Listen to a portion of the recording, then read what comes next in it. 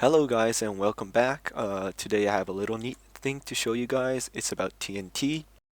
It's a sand trap basically, but it does have a little new design to it that I don't think anybody else has done. And I'm just going to show you right now.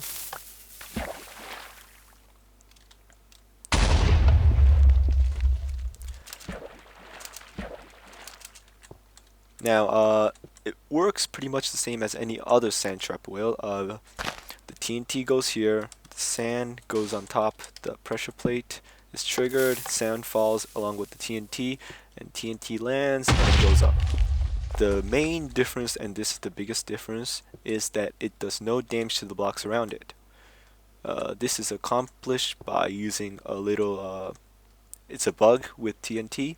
Basically, when a TNT is triggered, it will jump to the east and a little to the north, but mostly east. And I use that bug to make the TNT land on this little rim right here. Now, sand will just drop straight down with gravity, so the sand drops down, it hits this sign right here, and it gets destroyed. But the TNT will jump to the east, it'll land on this pressure plate barely, and more than half of the TNT will be covered in water that's right next to it, so when the TNT blows up, the blocks do not get any damage at all. Now, what you can do with this is that you can use the pressure plate to signal when somebody has activated the trap. The pressure plate itself is not really necessary for the sand trap itself. All there has to be is a space right here toward the east. But if you use a pressure plate, you could do some interesting stuff with it. So I'm just going to place a pressure plate there. Send a redstone signal straight up to the surface.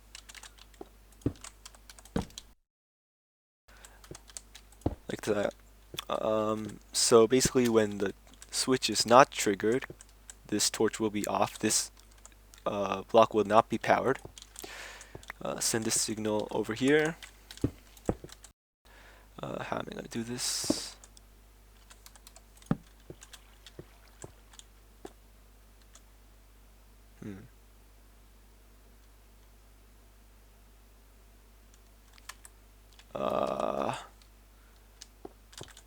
Like that. And oops. Like that, okay? So this is a simple RS no latch design. So when this pressure plate gets triggered, the signal gets sent up, this torch will light up, turning this block powered, sending signal down here, sending signal through the repeater into this block, turning this torch off, and then going through here and turning this torch on, and it stays on until you press reset. So basically I'm just going to send a signal down here. This is the signal. If nobody is activating the... Wait, never mind. I'm going to send it from here actually. So if nobody activated the trap yet, it'll be off.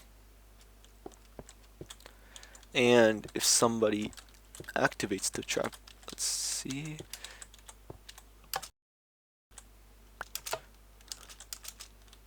It'll turn on.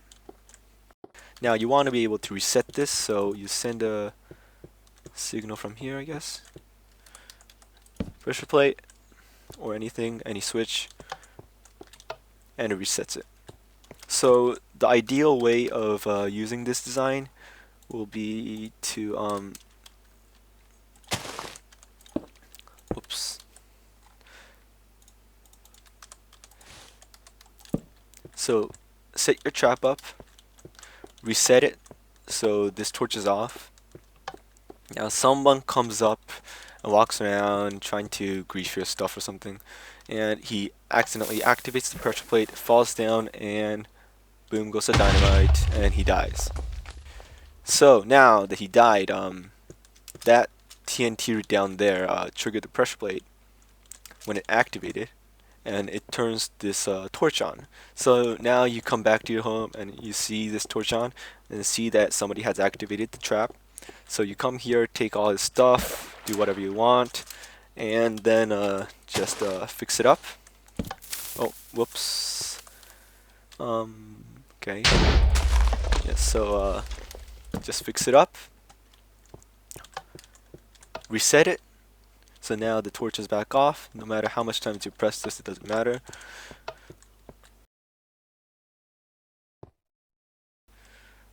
So now you're ready for somebody else to fall into your trap. And that's basically it. Now, if you want somebody to fall into your trap, you have to, nobody's going to just go on to this pressure plate. So what you really want to do is set up like a door like this. Put it in front of the door of your treasure room or something, I don't know. Do whatever you want. They wouldn't really suspect anything right here. They might, but it doesn't matter. They fall in and they will die. Okay guys, so this is a machine that I built a few days ago. I made it to kind of confirm how exactly TNT jumping works. And on the wiki it states that TNT chooses a random direction between north and east and jumps in that direction, but a lot of people, including me from experience, pretty much know that it prefers to jump east much more than to the north, and this is the machine to confirm it. Basically, when the TNT is triggered, it is triggered from above. It drops down, and it falls right inside the water, right here. Now, if it prefers to jump to north, it'll jump this way. If it prefers to jump to the east, it'll jump this way, and it'll trigger one of these pressure plates, which sends a signal down here and goes all the way around. The green is north and the red is east.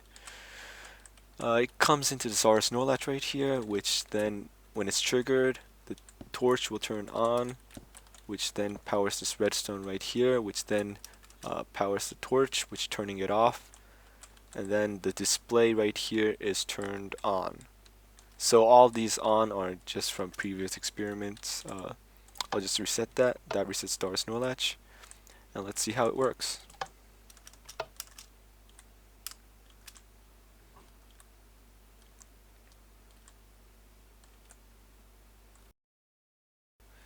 So as you can see, every single one of the east pressure plates has been triggered, but none of the north ones has been triggered. Okay, so from the experiment, we saw no torches light up for the north pressure plates. So does that mean the pressure plates don't jump to the north?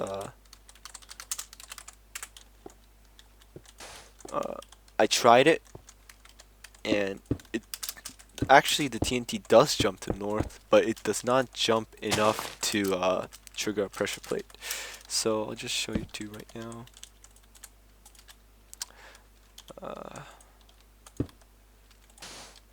Oops.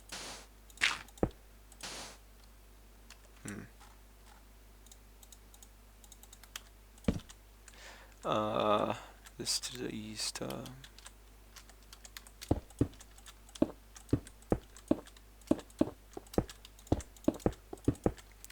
Okay, like that. So in this experiment, we are going to put a pressure plate on top. We're going to step on it. TNT will get triggered.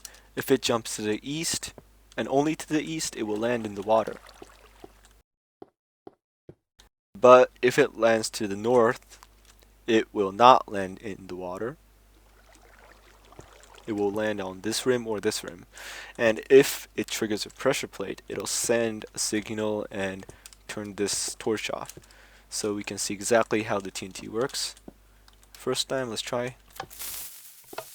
It went directly to the east, so it fell into the water. Second time, again it fell into the water.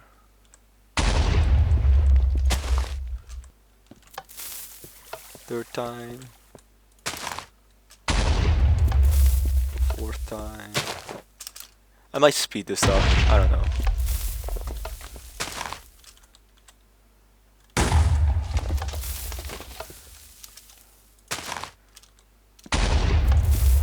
Okay, so the 6th time it actually landed on the rim right there, which means that the TNT does jump to the north, but as you can see, it did not power the pressure plate there. So the TNT does jump to the north occasionally, and it's not that common, but it does. However, it never triggers the pressure plate, and I've tested that with this machine. I tested it about 30 times, I said, and none of the times it triggered the north pressure plate. So basically, TNT jumping to the north will never trigger a pressure plate, but occasionally it will actually jump to north. So yeah, that's about it for TNT. I have a lot of projects right here. They're all work in progress. Nothing really ready to show yet. So yeah, hopefully I'll be able to show some of these later. Okay, that's it, I think. See you later.